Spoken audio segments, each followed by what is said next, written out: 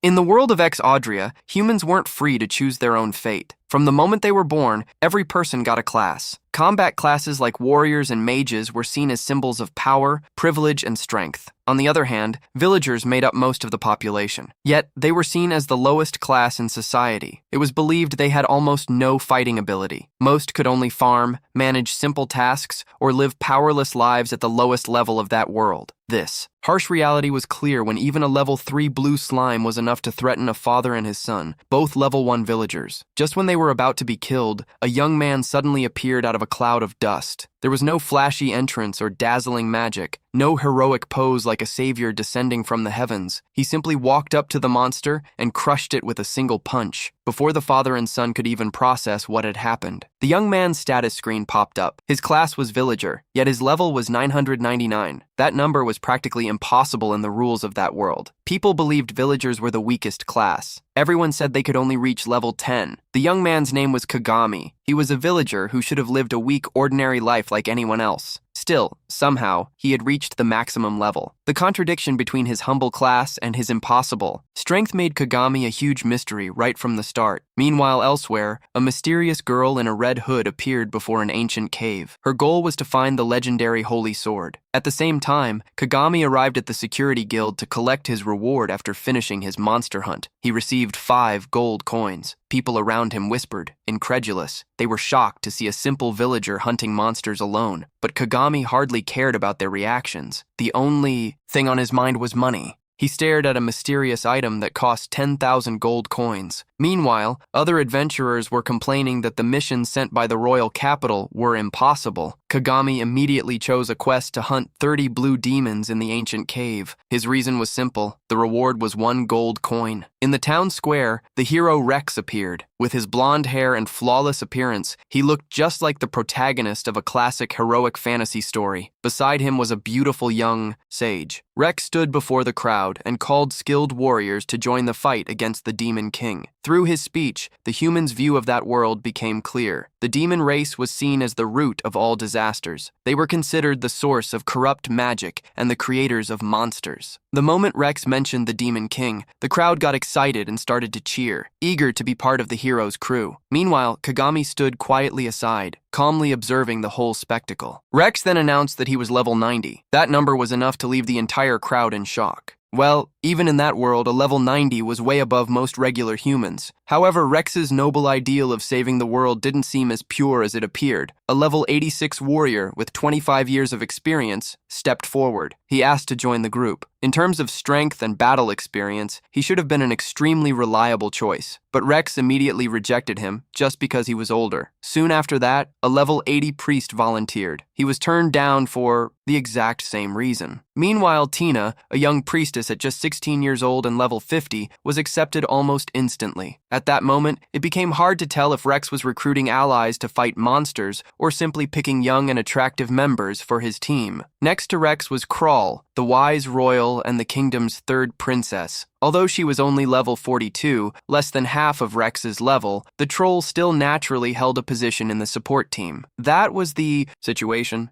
Not just because she had the sage class, but also because she held the special prestige of the royal family. Watching everything from a distance, Kagami gave him a slight smile. That recruitment ceremony for the sake of justice felt more like a rehearsed presentation than a true call for heroes. It was an adventure decked out in fame, beauty, and political convenience. Unlike Rex and his grand speeches, Kagami entered the ancient cave with a much simpler goal. He wanted to make money as fast as possible, so he could eat sushi that night. Shortly after, he encountered a level 93 blue demon. That monster's level was even higher than Rex's. By the usual standards of that world, it should have been an extremely dangerous foe. But in front of Kagami, that difference meant absolutely nothing. He just threw a punch. The blue demon was instantly obliterated. After defeating it, Kagami collected the demon's horn and the coins it had dropped. Meanwhile, in another part of the cave, Rex's group started to move forward as well. At that moment, Troll showed her kind, yet somewhat naive personality. She didn't want others to treat her like a princess. Instead, she wished they would call her by name. She wanted to be seen as just a regular teammate. This sincerity made Krull feel very different from the cold, calculated atmosphere typically associated with royalty. Rex then led the group to a secret chamber. This was the place where the legendary Holy Sword lay hidden. It was said to be the most powerful weapon of all. Only a hero of level 90 or above could wield it. At first glance, it seemed like the destined moment for the chosen hero, the instant he would receive the sacred weapon needed to defeat the Demon King. But then Rex's next explanation revealed the dark truth behind the kingdom. The Holy Sword had been hidden by the royal family for a long time. They had never given it to previous heroes. Although the weapon could have made the war against the Demon King much easier, the reason wasn't that those heroes didn't meet the requirements. The real reason was much darker.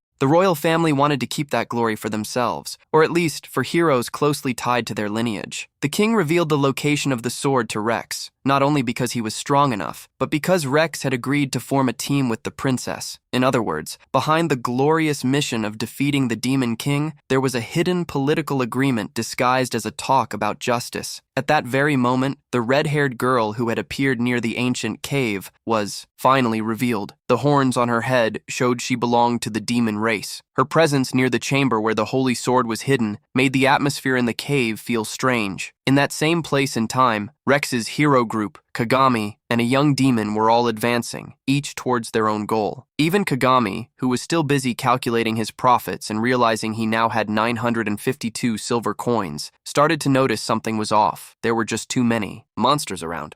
So many, in fact, that it no longer felt like a regular hunting ground for normal people. This was an extremely dangerous situation. There was even a rumor about that cave. Unless a group had at least 4 adventurers over level 70, they had a high chance of dying. On the other side of the cave, Rex's group was facing serious challenges. Even as a level 90 hero, and being accompanied by the wise Royal Crow and other fighters, the group was barely holding back the monsters. The pro had drained all his mana after healing Rex multiple times. This proved that even though the heroes group was seen as humanity's hope, in a real battlefield, they were still limited by stamina, mana, and teamwork. Shortly after, Rex's group found the girl in a red hood inside the chamber where the sacred sword was supposed to be. She radiated an abnormal amount of magical power, and the sword had vanished. Feeling that strange energy, the group quickly concluded that she was a demon. Rex didn't hesitate. He drew his weapon. He raised his sword. He declared that even if his opponent was just a kid, he wouldn't show mercy. The rest of the group nodded along. Just as the attack was about to hit the girl, Kagami suddenly appeared. He blocked the hero group's strike with just his bare hand. Then, casually, he commented that he had simply held the attack and crushed it. That moment left Rex's group completely stunned. The blow they had launched with all their killing intent and strength felt to Kagami like something fragile enough to be crushed in his palm. Besides his insane strength, Kagami also reacted with impressive speed. He immediately stated that the girl was his little sister. He denied that she was a demon. According to him, the horns on her head were just props to make the lie more believable. Kagami picked up the blue demon horns he had just collected and placed them on the girl's head. After that rescue, Rex's group kept questioning Kagami about the legendary Holy Sword, the most powerful weapon the royal family possessed.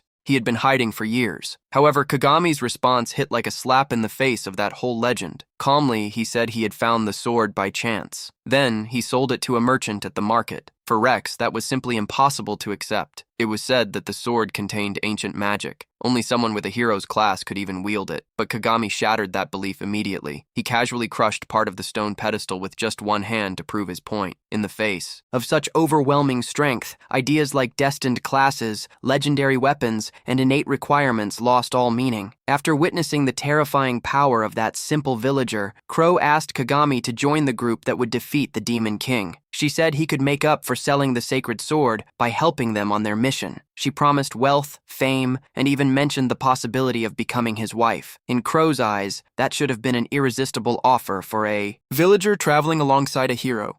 You helped defeat the Demon King and performed a miracle. You could rise from the lowest position in society to the height of glory. But Kagami refused without hesitation. He said he just wanted to live a normal life, to make money. He had no interest in defeating the Demon King. He also stated that if he saw someone suffering, he would help them. However, for him, defeating the Demon King was not some sacred miracle. In other words, Kagami was not indifferent to the suffering of others. He simply refused to accept the idea that humanity could impose a single ideal on everyone and call that justice. Kagami also said that Crow's way of thinking was selfish and authoritarian. It assumed that defeating the Demon King was automatically the only right path, and that anyone with power had a duty to join that mission. After that, Kagami left the cave. It seemed like everything had come to an end. But then, a young demon girl blocked his path. Suddenly, she said she had been searching for someone like him for a long time, with a completely serious expression. She said something that left Kagami speechless. "Please, marry me." Kagami froze for a moment. Then he immediately declined. It didn't matter how serious she was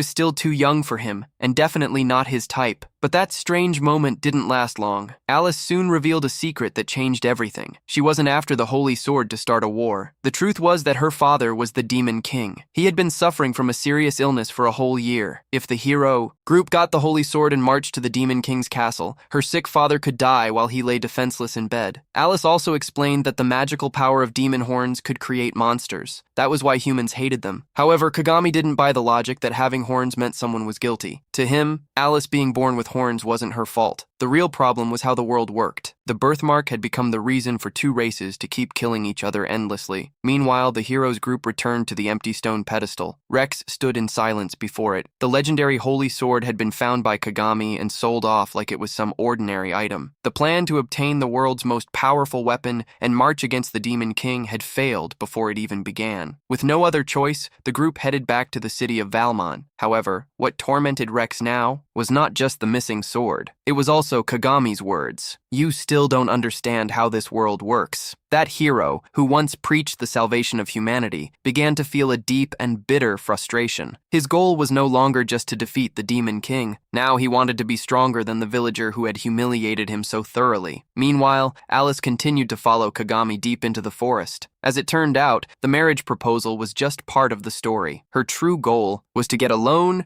to buy the spirit blessing medicine, a drug capable of curing the Demon King's illness. The cost was 10 gold coins, but Alice only had 500 silver coins. She was far from being able to afford it. What made Kagami change his mind wasn't just the fact that this little girl couldn't save her father. It was also because Alice didn't hate humans, even knowing they saw her father as someone who needed to be killed, and he would keep being hunted, even if he recovered. Alice still believed in her words. She believed that demons and humans could live together in the same world. That's when Kagami decided to help her. First, he gave Alice a special fabric to cover her horns. This fabric could convert magical power into another type of matter. It helped hide the magical energy leaking from her demon horns. As for the origin of that fabric, the answer was just what you'd expect from Kagami. In the past, he'd stumbled upon a monster core, a strange object that absorbed magic to create monsters. Most people would have run away immediately. Kagami, however, simply took it down with one strike. He used the leftover material to weave a cloth. After handing the fabric to hide his identity, Kagami finally asked for her name. She introduced herself as Alice Fairs. Then, Kagami shared his name too. It was a simple exchange, but it marked a significant turning point. From that moment on, Alice stopped being just the troublesome demon girl who had proposed to him. Suddenly, she became the first companion of his new journey. They then arrived at the free city of Vuman. There, Alice encountered a completely different side of humanity for the first time. A fruit vendor noticed how cute she was and gave her an apple as a gift. Alice was both scared and confused. Until now, she had always believed humans would attack a demon the moment they saw one. Meeting such a kind adult in such an unexpected way began to shatter her entire image of humanity. Kagami took Alice to his room in the facility. The human world continued to amaze her. The food was too soft, too delicious. Everything felt so ordinary that it seemed like a real luxury for a kid who had lived her whole life in fear of being discovered. Alice started to feel a little happier. However, shortly after Kagami left, flocks of black birds appeared in the night sky. Along with them came a mysterious figure. It was a sign that this fragile peace wouldn't last long. Alice still didn't know that danger was closing in. She just kept reminding herself that the demon race should be humanity's enemy. Maybe she had allowed herself to be too happy. It was a silent thought, but painful. Alice hadn't forgotten reality. She had just been treated with kindness by humans for the first time. For a brief moment, she allowed herself to hope. Then someone knocked on the door. Alice smiled, imagining that Kagami had returned. But when she opened the door, she found a muscular woman in a pink dress standing outside. That was Takako Builder, a level 124, martial artist and the most trusted companion of Kagami. Despite her intimidating appearance, Takako was kind to Alice. She explained that, in the past, she had almost died in the forest, but she was saved by a member of the demon race. This experience made her realize that humans and demons weren't that different after all. After that, she retired from her adventuring life and opened a karaoke bar called Gatamute in Valmon. Kagami had asked Takako to take Alice for a bath. At first, Alice panicked because Takako's appearance was truly striking. Then, Kagami calmly explained that Takako was definitely a real woman. Alice became curious about Takako's chest. Kagami, without a hint of caution, honestly responded that all the softness in that area had been burned away and turned into muscle. Upon hearing this, Takako felt deeply hurt. Without hesitation, she landed a kick right in Kagami's face. Even being a level 999 villager, he ended up with a bloody nose from that hit. Seeing this, Alice became even more confused. She asked how Kagami could.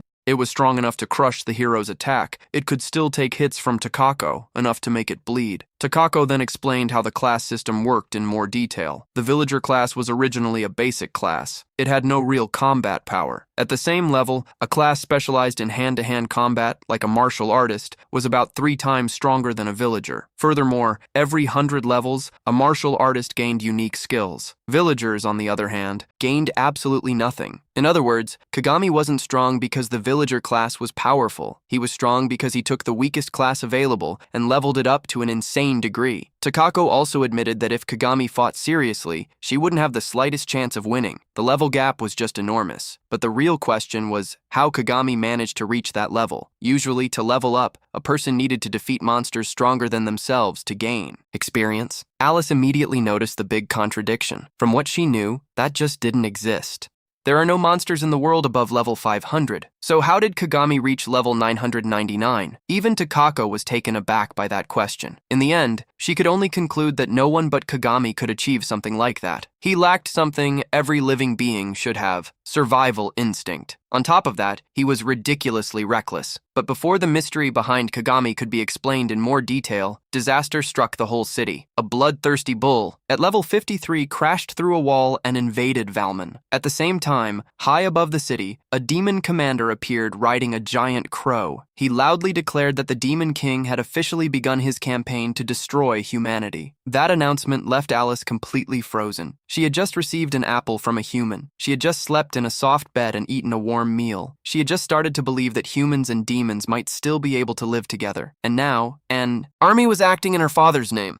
They had come to attack the city. Suffering, Alice began to wonder how humans and demons could ever live in peace. As the citizens panicked, Kagami handled the situation in the most typical way possible. From inside the room, he launched the blood-soaked bull into the sky using only his bare hands. The monster flew right past the demon commander mounted on the giant raven. Then, Kagami calmly landed on the ground. The first thing he did wasn't striking a heroic pose or making a grand speech. He simply bent down to collect the money the monster had dropped, like someone working a part-time job in the middle of a battlefield. Shortly after, the hero Rex appeared like a true protagonist. He unleashed his technique. The attack swept away the monsters in the sky. It was an impressive scene, and any ordinary citizen would probably applaud that spectacle. However, Kagami immediately gave that strategy a mere 3 out of 10. The reason was simple. Rex had launched a large-scale attack directly above the city. If the monsters died in the sky, their bodies would fall. When they fell, they would destroy homes and put civilians at risk. In other words, Rex was only focused on defeating the monsters in a flashy way. The aftermath could be handled by someone else. Kagami was analyzing the situation with a much colder, more strategic perspective. He realized that this might be a coordinated attack happening in various parts of the world. The goal might not be to win right away, but to find out which cities were easier to conquer. If that hypothesis was correct, then Rex revealing so much power right at the start was like giving away valuable information to the enemy for free. Instead of diving into more fights, Kagami decided he needed to ascend to the sky and speak directly with the demon commander. For him, finding a demon didn't mean attacking first and asking questions later. If he truly wanted to get to the root of the problem, he needed to understand the enemy's plans. Takako quickly arranged for transportation, using all the strength of an artist. Martial. She launched Kagami into the sky like a human projectile. The throw was so precise, Kagami landed right on the back of the giant crow. It was directly in front of the demon commander. The commander was completely frozen in shock. He asked who Kagami was. Kagami remained utterly calm. He acted as if he had just taken a leisurely stroll through the city.